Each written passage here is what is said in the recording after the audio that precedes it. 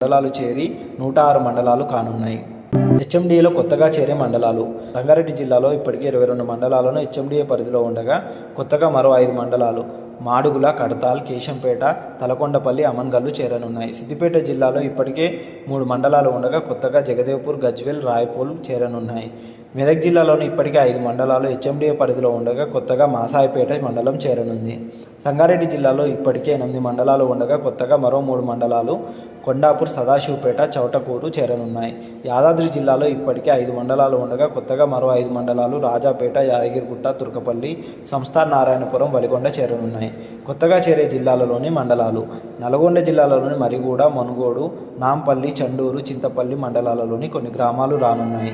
వికారాబాద్ జిల్లా హెచ్ఎండిఏ పరిధిలో కొత్తగా చేరనుంది. ఇందులో నవాబ్పేట, పరిగి, పూడూరు, వికారాబాద్, మోమిన్పేట మండలాలు కొత్తగా హెచ్ఎండిఏ పరిధిలో రానున్నాయి. నాగర్ కర్నూలు జిల్లాలోని వెల్దండ మండలంలోని